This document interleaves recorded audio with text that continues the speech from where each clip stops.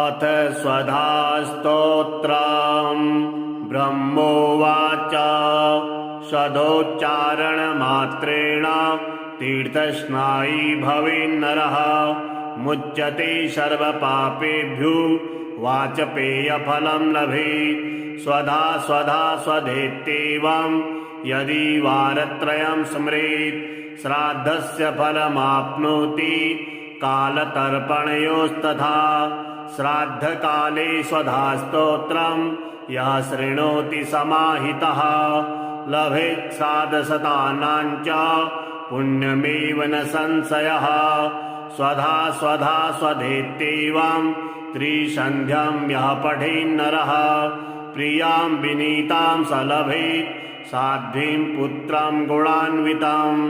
पितॄणां प्राणतुल्या त्वं द्विजजीवनरूपिणी श्राद्धाधिष्ठात्री देवी च श्राद्धादीनां फलप्रदा बहिर्मनमनसो गच्छ पितॄणां तुष्टिहेतवे सम्प्रीतये द्विजातीनां गृहीणां वृद्धहेतवे नित्यानित्यस्वरूपासि गुणरूपासि सुब्रते आविर्भावस्थिरो भावः सृष्टो च प्रलये तव ॐ स्वस्ति च नमः स्वाहा स्वधा त्वं दक्षिणा तथा निरूपिताश्चतुर्वेदे षड्प्रशस्ताश्च कर्मिणां पुरासि त्वं स्वधा गोपी गोलोके राधिका सखी धृतुरसि स्वधात्मानां कृतं तेन स्वधा स्मृता ध्वस्ता त्वं राधिका सावात् गोलोकाद् विश्वमागता कृष्णाश्लिष्टा तया दृष्टा पुरा वृन्दावने वने कृष्णालिङ्गन पुण्येन भूता मे मानसी सुता अतृप्तसुरते तेन चतुर्णां स्वामिनां प्रिया स्वाहा सा सुन्दरी गोपी पुरासीद्राधिका सखी रतो स्वयं कृष्णमाह तेन स्वाहा प्रकीर्तिता कृष्णेन सार्धं सुचिरं वसन्ते रासमण्डले प्रमत्ता सुरते श्लिष्टा दृष्टा सा राधयासुरा तस्या शापेन सा ध्वस्ता गोलोका विश्वमागता कृष्णालिङ्गन पुण्येन सम्भूद्वहनिकामिनी पवित्ररूपा परमा देवाद्यैर्वन्दिता नृभिः यन्नामोच्चारणेनैव नरो मुच्येत पातकात् सा सुशीलाभिविधा गोपी पुरासीद्राधिकार्षकी उवास दक्षिणे क्रोडे कृष्णस्य च महात्मनः प्रध्वस्ताशा च तथाच्छावात् गोलोका विश्वमागता कृष्णालिङ्गन पुण्येन सा बभूव च दक्षिणा सा प्रेयसी रतो दक्षा प्रस्था सर्वकर्मसु उवास दक्षिणे भर्तुर्दक्षिणा तेन कीर्तिता गोप्यो बभूवुस्तिस्रो वै स्वधा स्वाहा च दक्षिणा कर्मिणां कर्मपूर्णार्थं पुरा चैवेश्वरेच्छया इत्येव मुक्ता सा ब्रह्मा ब्रह्मलोके च संसदि तस्थो च सहसा सद्यः स्वधा सा बभूवः तदा पितृभ्यः प्रददतु तामेव कमलाननं तां सम्प्राप्य ययुस्ते स पितरस्य प्रहर्षिता स्वधा स्तोत्रमिदं पुण्यं यः शृणोति समाहितः स स्नाता सर्वतीर्थेषु वेदपाठफलं लभेत् ब्रह्मोवाच स्वधोच्चारणमात्रेण तीर्थस्नायी भवेन्नरः मुच्यते सर्वपापेभ्यो वाचपेयफलं लभेत् स्वधा स्वधा स्वधेत्येवं यदि वारत्रयं स्मरेत् श्राद्धस्य फलमाप्नोति कालतर्पणयोस्तथा श्राद्धकाले स्वधास्तोत्रं यः शृणोति समाहितः लभेत् साधशतानां च पुण्यमेव न संशयः। स्वधा स्वधा स्वधेत्येवं त्रिसन्ध्यां यः पठेन्नरः प्रियां विनीतां स लभेत् साध्वीं पुत्रां गुणान्वितां। पितॄणां प्राणतुल्या त्वं द्विजजीवनरूपिणी श्राद्धाधिष्ठात्री देवी च श्राद्धादीनां फलप्रदा। बहिर्मनमनसो गच्छ पितॄणां तुष्टिहेतवे सम्प्रीतये द्विजातीनां गृहीणां वृद्धहेतवे। नित्यानित्यस्वरूपासि गुणरूपासि सुब्रते आविर्भावस्थिरो भावः सृष्टौ च प्रलये तव। ॐ स्वस्ति च नमः स्वाहा स्वधा त्वं दक्षिणा तथा निरूपिताश्चतुर्वेदे षड्प्रशस्ताश्च कर्मिणां। पुरासि त्वं स्वधा गोपी गोलोके राधिका सखी। धृतुरसि स्वधात्मानां कृतं तेन स्वधा स्मृता। ध्वस्ता त्वं राधिका सावात् गोलोकाद् विश्वमागता।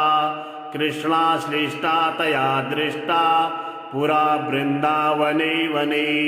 कृष्णालिङ्गन पुण्येन भूता मे मानसी सुता। अतृप्तसुरते तेन चतुर्णां स्वामिनां प्रिया। स्वाहा सा सुन्दरी गोपी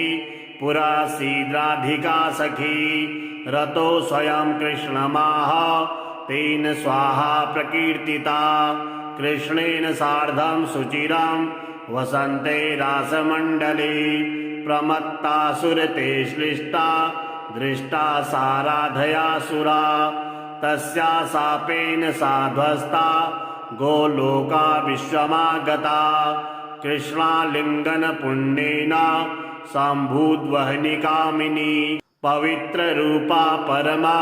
देवाद्यैर्वन्दिता नृभिः। यन्नामोच्चारणेनैव नरो मुच्येत पातकात्। सा सुशीलाभिविधा गोपी पुरा सीद्राधिकारसखी। उवास दक्षिणे क्रोडे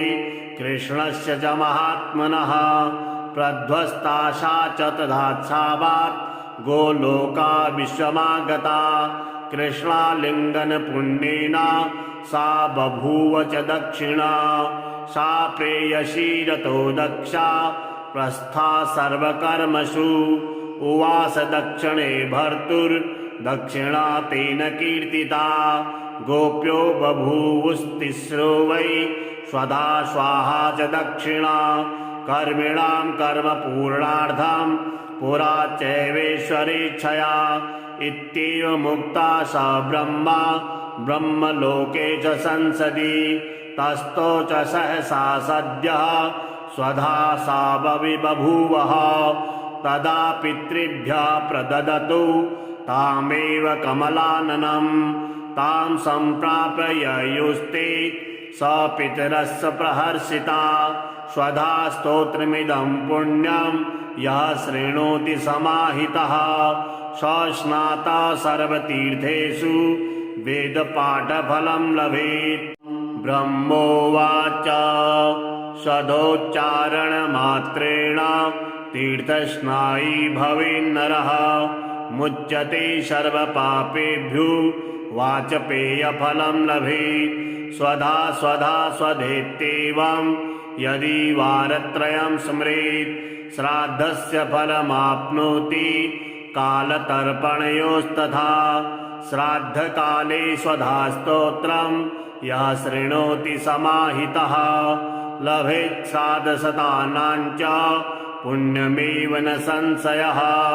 स्वधा स्वधा स्वधेत्येवं त्रिसन्ध्यां यः पठेन्नरः प्रियां विनीतां स लभेत् साध्वीं पुत्रां गुणान्वितां। पितॄणां प्राणतुल्या त्वं द्विजजीवनरूपिणी श्राद्धाधिष्ठात्री देवी च श्राद्धादीनां फलप्रदा। बहिर्मनमनसो गच्छ पितॄणां तुष्टिहेतवे सम्प्रीतैर्जातीनां गृहीणां वृद्धहेतवे नित्यानित्यस्वरूपासि गुणरूपासि सुब्रते आविर्भावस्थिरो भावः सृष्टौ च प्रलये तव ॐ स्वस्ति च नमः स्वाहा स्वधा त्वं दक्षिणा तथा निरूपिताश्चतुर्वेदे षड्प्रशस्ताश्च कर्मिणां पुरासि त्वं स्वधा गोपी गोलोके राधिका सखी धृतुरसि स्वधात्मानां कृतं तेन स्वधा स्मृता ध्वस्ता त्वं राधिका सावात् गोलोकाद् विश्वमागता कृष्णाश्लिष्टा तया दृष्टा पुरा वृन्दावने वने कृष्णालिङ्गन पुण्येन भूता मे मानसी सुता अतृप्तसुरते तेन चतुर्णां स्वामिनां प्रिया स्वाहा सा सुन्दरी गोपी पुरासीद्राधिका सखी रतो स्वयं कृष्णमाह तेन स्वाहा प्रकीर्तिता कृष्णेन सार्धं सुचिरां वसन्ते रासमण्डले प्रमत्ता सुरते श्लिष्टा दृष्टा सा राधयासुरा तस्या शापेन सा ध्वस्ता गोलोका विश्वमागता कृष्णालिङ्गन पुण्येन सम्भूद्वहनिकामिनी पवित्ररूपा परमा देवाद्यैर्वन्दिता नृभिः यन्नामोच्चारणेनैव नरो मुच्येत पातकात् सा सुशीलाभिविधा गोपी पुरासीद्राधिकार्षकी उवास दक्षिणे क्रोडे कृष्णस्य च महात्मनः प्रध्वस्ता सा च तथाच्छावात् गोलोका विश्वमागता कृष्णालिङ्गन पुण्येन सा बभूव च दक्षिणा सा प्रेयसी रतो दक्षा प्रस्था सर्वकर्मसु उवास दक्षिणे भर्तुर्दक्षिणा तेन कीर्तिता गोप्यो बभूवुस्तिस्रो वै स्वधा स्वाहा च दक्षिणा कर्मिणां कर्मपूर्णार्थं पुरा चैवेश्वरेच्छया इत्येव मुक्ता सा ब्रह्मा ब्रह्मलोके च संसदि तस्थो च सहसा सद्यः स्वधा सा बभूवः तदा पितृभ्यः प्रददतु तामेव कमलाननं तां सम्प्राप्य ययुस्ते स पितरस्य प्रहर्षिता स्वधा स्तोत्रमिदं पुण्यं यः शृणोति समाहितः स स्नाता सर्वतीर्थेषु वेदपाठफलं लभेत् ब्रह्मोवाच सदोच्चारणमात्रेण तीर्थस्नायी भवेन्नरः मुच्यते सर्वपापेभ्यो वाचपेयफलं लभेत् स्वधा स्वधा स्वधेत्येवं यदि वारत्रयं स्मरेत् श्राद्धस्य फलमाप्नोति कालतर्पणयोस्तथा श्राद्धकाले स्वधा स्तोत्रं यः शृणोति समाहितः लभेत् श्राद्धशतानां च पुण्यमेव न संशयः स्वधा स्वधा स्वधेत्येवं त्रिसन्ध्यं यः पठेन्नरः प्रियां विनीतां स लभेत् साध्वीं पुत्रं गुणान्वितं पितॄणां प्राणतुल्या त्वं द्विजजीवनरूपिणी श्राद्धाधिष्ठातृदेवी च श्राद्धादीनां फलप्रदा बहिर्मनमनसो गच्छ पितॄणां तुष्टिहेतवे सम्प्रीतैर्जातीनां गृहीणां वृद्धहेतवे नित्यानित्यस्वरूपासि गुणरूपासि सुब्रते आविर्भावस्थिरो भावः सृष्टौ च प्रलये तव ॐ स्वस्ति च नमः स्वाहा स्वधा त्वं दक्षिणा तथा निरूपिताश्चतुर्वेदे षड्प्रशस्ताश्च कर्मिणां पुरासि त्वं स्वधा गोपी गोलोके राधिका सखी धृतुरसि स्वधात्मानां कृतं तेन स्वधा स्मृता ध्वस्ता त्वं राधिका सावात् गोलोकाद् विश्वमागता कृष्णाश्लिष्टा तया दृष्टा पुरा वृन्दावने वने कृष्णालिङ्गन पुण्येन भूता मे मानसी सुता अतृप्तसुरते तेन चतुर्णां स्वामिनां प्रिया स्वाहा सा सुन्दरी गोपी पुरा सीद्राधिका सखी रतो स्वयं कृष्णमाह तेन स्वाहा प्रकीर्तिता कृष्णेन सार्धं सुचिरं वसन्ते रासमण्डले प्रमत्ता सुरते श्लिष्टा दृष्टा सा राधयासुरा तस्या शापेन सा ध्वस्ता गोलोका विश्वमागता कृष्णालिङ्गन पुण्येन सम्भूद्वहनि कामिनी पवित्ररूपा परमा देवाद्यैर्वन्दिता नृभिः यन्नामोच्चारणेनैव नरो मुच्येत पातकात् सा सुशीलाभिविधा गोपी पुरा सीद्राधिकारसखी उवास दक्षिणे क्रोडे कृष्णस्य च महात्मनः प्रध्वस्ताशा च तदाच्छावात् गोलोका विश्वमागता कृष्णालिङ्गन पुण्येन सा बभूव च दक्षिणा सा प्रेयसी रतो दक्षा प्रस्था सर्वकर्मसु उवास दक्षिणे भर्तुर्दक्षिणा तेन कीर्तिता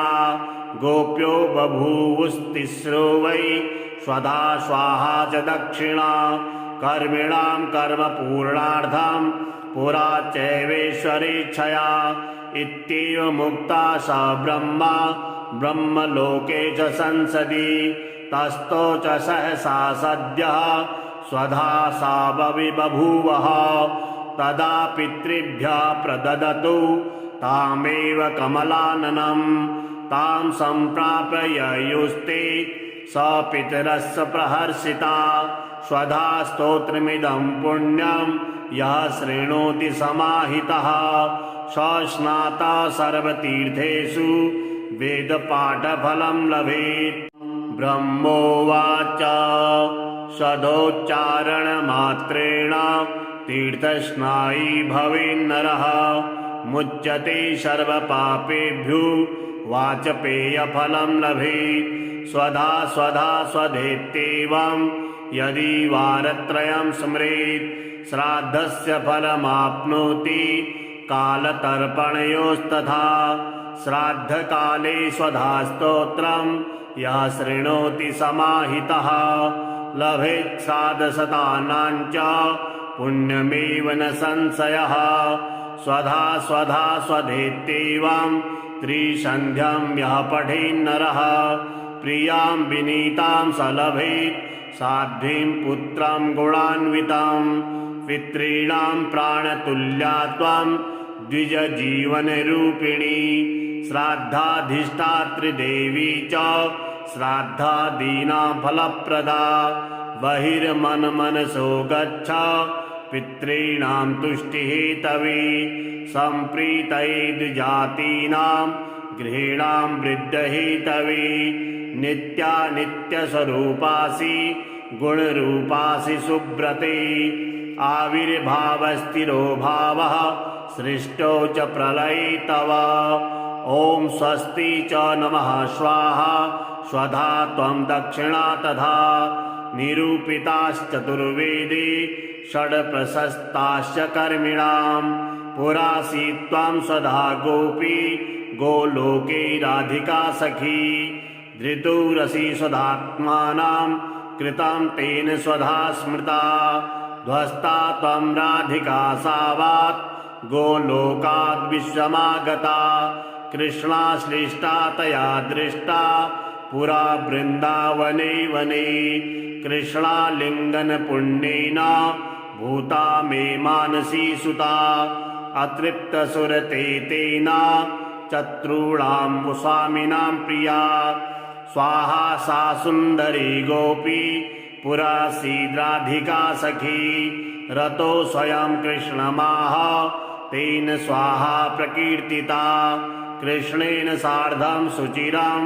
वसन्ते रासमण्डले प्रमत्तासुरते श्लिष्टा दृष्टा साराधयासुरा तस्या शापेन साध्वस्ता गोलोका विश्वमागता कृष्णालिङ्गन पुण्येन सम्भूद्वहनिकामिनी पवित्ररूपा परमा देवाद्यैर्वन्दिता नृभिः यन्नामोच्चारणेनैव नरो मुच्येत पातकात् सा सुशीलाभिविधा गोपी पुरा शीद्राधिकारसखी उवास दक्षिणे क्रोडे कृष्णस्य च महात्मनः प्रध्वस्ताशा च तदाच्छावात् गोलोका विश्वमागता कृष्णालिङ्गन पुण्येन सा बभूव च दक्षिणा सा प्रेयसी रतो दक्षा प्रस्था सर्वकर्मसु उवास दक्षिणे भर्तुर्दक्षिणा तेन कीर्तिता गोप्यो बभूवुस्तिस्रो वै स्वधा स्वाहा च दक्षिणा कर्मिणां कर्मपूर्णार्थं पुरा चैवेश्वरेच्छया इत्येव मुक्ता सा ब्रह्मा ब्रह्मलोके च संसदि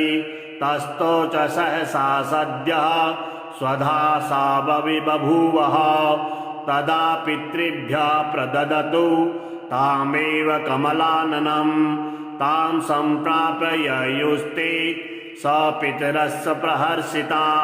स्वधा स्तोत्रमिदं पुण्यं यः शृणोति समाहितः स स्नाता सर्वतीर्थेषु वेदपाठफलं लभेत् ब्रह्मोवाच सदोच्चारणमात्रेण तीर्थस्नायी भवेन्नरः मुच्यते सर्वपापेभ्यो वाचपेयफलं लभेत् स्वधा स्वधा स्वधेत्येवं यदि वारत्रयं स्मरेत् श्राद्धस्य फलमाप्नोति कालतर्पणयोस्तथा श्राद्धकाले स्वधा स्तोत्रं यः शृणोति समाहितः लभेत् श्राद्धशतानां च पुण्यमेव न संशयः स्वधा स्वधा स्वधेत्येवं त्रिसन्ध्यं यः पठेन्नरः प्रियां विनीतां स लभेत् साध्वीं पुत्रं गुणान्वितं पितॄणां प्राणतुल्या त्वं द्विजजीवनरूपिणी श्राद्धाधिष्ठातृदेवी च श्राद्धादीनां फलप्रदा बहिर्मनमनसो गच्छ पितॄणां तुष्टिहेतवे सम्प्रीतये द्विजातीनां गृहीणां वृद्धहेतवे नित्यानित्यस्वरूपासि गुणरूपासि सुब्रते आविर्भावस्थिरो भावः सृष्टौ च प्रलये तव ॐ स्वस्ति च नमः स्वाहा स्वधा त्वं दक्षिणा तथा निरूपिताश्चतुर्वेदे षड्प्रशस्ताश्च कर्मिणां पुरासी त्वं स्वधा गोपी गोलोके राधिका सखी धृतुरसि स्वधात्मानां कृतं तेन स्वधा स्मृता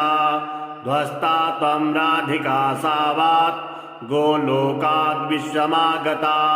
कृष्णाश्लिष्टा तया दृष्टा पुरा वृन्दावने वने कृष्णालिङ्गन पुण्येन भूता मे मानसी सुता अतृप्तसुरते तेन चतुर्णां स्वामिनां प्रिया स्वाहा सा सुन्दरी गोपी पुरा सीद्राधिका सखी रतो स्वयं कृष्णमाह तेन स्वाहा प्रकीर्तिता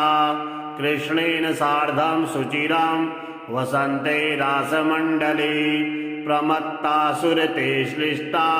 दृष्टा साराधयासुरा तस्या शापेन साध्वस्ता गोलोका विश्वमागता कृष्णालिङ्गन पुण्येन सम्भूद्वहनिकामिनी पवित्ररूपा परमा देवाद्यैर्वन्दिता नृभिः यन्नामोच्चारणेनैव नरो मुच्येत पातकात् सा सुशीलाभिविदा गोपी पुरा शीद्राधिकारसखी उवास दक्षिणे क्रोडे कृष्णस्य च महात्मनः प्रध्वस्ताशा च तथात्सावात् गोलोका विश्वमागता कृष्णालिङ्गन पुण्येन सा बभूव च दक्षिणा सा प्रेयसी रतो दक्षा प्रस्था सर्वकर्मसु उवास दक्षिणे भर्तुर्दक्षिणा तेन कीर्तिता गोप्यो बभूवुस्तिस्रो वै स्वधा स्वाहा च दक्षिणा कर्मिणां कर्म पूर्णार्थं पुरा चैवेश्वरेच्छया इत्येव मुक्ता सा ब्रह्मा ब्रह्मलोके च संसदि तस्थो च सहसा सद्यः स्वधा सा बभूवः तदा पितृभ्यः प्रददतु तामेव कमलाननं तां सम्प्राप्य ययुस्ते स पितरस्य प्रहर्षिता स्वधा स्तोत्रमिदं पुण्यं यः शृणोति समाहितः स स्नाता सर्वतीर्थेषु वेदपाठफलं लभेत्। ब्रह्मोवाच सदोच्चारणमात्रेण तीर्थस्नायी भवेन्नरः मुच्यते सर्वपापेभ्यो वाचपेयफलं लभेत्। स्वधा स्वधा स्वधेत्येवं यदि वारत्रयं स्मरेत् श्राद्धस्य फलमाप्नोति कालतर्पणयोस्तथा श्राद्धकाले स्वधा स्तोत्रं यः शृणोति समाहितः लभेत् श्राद्धशतानां च पुण्यमेव न संशयः। स्वधा स्वधा स्वधेत्येवं त्रिसन्ध्यं यः पठेन्नरः प्रियां विनीतां स लभेत् साध्वीं पुत्रं गुणान्वितं पितॄणां प्राणतुल्या त्वं द्विजजीवनरूपिणी श्राद्धाधिष्ठात्री देवी च श्राद्धादीनां फलप्रदा बहिर्मनमनसो गच्छ पितॄणां तुष्टिहेतवे सम्प्रीतये द्विजातीनां गृहीणां वृद्धहेतवे नित्यानित्यस्वरूपासि गुणरूपासि सुब्रते आविर्भावस्थिरो भावः सृष्टौ च प्रलये तव ॐ स्वस्ति च नमः स्वाहा स्वधा त्वं दक्षिणा तथा निरूपिताश्चतुर्वेदे षड्प्रशस्ताश्च कर्मिणां पुरासी त्वं स्वधा गोपी गोलोके राधिका सखी धृतुरसि स्वधात्मानां कृतं तेन स्वधा स्मृता ध्वस्ता त्वं राधिका सावात् गोलोकाद् विश्वमागता कृष्णाश्लिष्टा तया दृष्टा पुरा वृन्दावने वने कृष्णालिङ्गन पुण्येन भूता मे मानसी सुता अतृप्तसुरते तेन चतुर्णां स्वामिनां प्रिया स्वाहा सा सुन्दरी गोपी पुरा सीद्राधिका सखी रतो स्वयं कृष्णमाह तेन स्वाहा प्रकीर्तिता कृष्णेन सार्धं सुचिरं वसन्ते रासमण्डले प्रमत्ता सुरते श्लिष्टा दृष्टा सा राधयासुरा तस्या शापेन सा ध्वस्ता गोलोका विश्वमागता कृष्णालिङ्गन पुण्येन सम्भूद्वहनिकामिनी पवित्ररूपा परमा देवाद्यैर्वन्दिता नृभिः यन्नामोच्चारणेनैव नरो मुच्येत पातकात् सा सुशीलाभिविदा गोपी पुरा शीद्राधिकारसखी उवास दक्षिणे क्रोडे कृष्णस्य च महात्मनः प्रध्वस्ताशा च तथात्सावात् गोलोका विश्वमागता कृष्णालिङ्गन पुण्येन सा बभूव च दक्षिणा सा प्रेयसी रतो दक्षा प्रस्था सर्वकर्मसु उवास दक्षिणे भर्तुर्दक्षिणा तेन कीर्तिता गोप्यो बभूवुस्तिस्रो वै स्वधा स्वाहा च दक्षिणा कर्मिणां कर्मपूर्णार्थं पुरा चैवेश्वरेच्छया इत्येव मुक्ता स ब्रह्मा ब्रह्मलोके च संसदि तस्थो च सहसा सद्यः स्वधा सा बभूवः तदा पितृभ्यः प्रददतु तामेव कमलाननं तां सम्प्राप्य ययुस्ते स पितरस्य प्रहर्षिता स्वधा स्तोत्रमिदं पुण्यं यः शृणोति समाहितः स स्नाता सर्वतीर्थेषु वेदपाठफलं लभेत्। ब्रह्मोवाच सदोच्चारणमात्रेण तीर्थस्नायी भवेन्नरः मुच्यते सर्वपापेभ्यो वाचपेयफलं लभेत्। स्वधा स्वधा स्वधेत्येवं यदि वारत्रयं स्मरेत् श्राद्धस्य फलमाप्नोति कालतर्पणयोस्तथा श्राद्धकाले स्वधा स्तोत्रं यः शृणोति समाहितः लभेत् श्राद्धशतानां च पुण्यमेव न संशयः। स्वधा स्वधा स्वधेत्येवं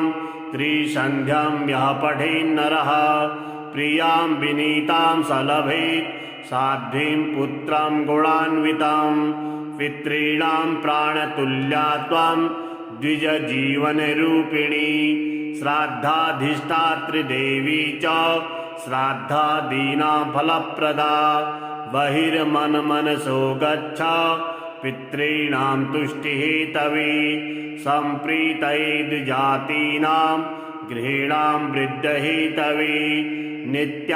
नित्यानित्यस्वरूपासि गुणरूपासि सुब्रते आविर्भावस्थिरो भावः सृष्टो च प्रलये तव ॐ स्वस्ति च नमः स्वाहा स्वधा त्वं दक्षिणा तथा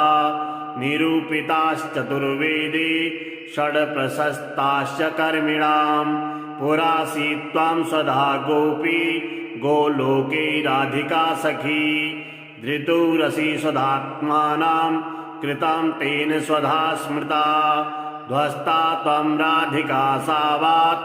गोलोकाद् विश्वमागता कृष्णाश्लिष्टा तया दृष्टा पुरा वृन्दावने वने कृष्णालिङ्गनपुण्येन भूता मे मानसी सुता अतृप्तसुरते तेन चतुर्णां स्वामिनां प्रिया स्वाहा सा सुन्दरी गोपी पुरासीद्राधिका सखी रतो स्वयं कृष्णमाह तेन स्वाहा प्रकीर्तिता कृष्णेन सार्धं सुचिरं वसन्ते रासमण्डले प्रमत्ता सुरते श्लिष्टा दृष्टा साराधया सुरा तस्या शापेन सा ध्वस्ता गोलोका विश्वमागता कृष्णालिङ्गनपुण्येन सम्भूद्वहनिकामिनी पवित्ररूपा परमा देवाद्यैर्वन्दिता नृभिः यन्नामोच्चारणेनैव नरो मुच्येत पातकात् सा सुशीलाभिविधा गोपी पुरासीद्राधिकारसखी उवास दक्षिणे क्रोडे कृष्णस्य च महात्मनः प्रध्वस्ताशा च तथाच्छावात् गोलोका विश्वमागता कृष्णालिङ्गनपुण्येन सा बभूव च दक्षिणा सा प्रेयसी रतो दक्षा प्रस्था सर्वकर्मसु उवास दक्षिणे भर्तुर्दक्षिणा तेन कीर्तिता गोप्यो बभूवुस्तिस्रो वै स्वधा स्वाहा च दक्षिणा कर्मिणां कर्मपूर्णार्थं पुरा चैवेश्वरेच्छया इत्येव मुक्ता सा ब्रह्मा ब्रह्मलोके च संसदि तस्थो च सहसा सद्यः स्वधा सा बभूवः तदा पितृभ्यः प्रददतु तामेव कमलाननं तां सम्प्राप्य ययुस्ते स पितरस्य प्रहर्षिता स्वधा स्तोत्रमिदं पुण्यं यः शृणोति समाहितः सस्नाता सर्वतीर्थेषु वेदपाठफलं लभेत्।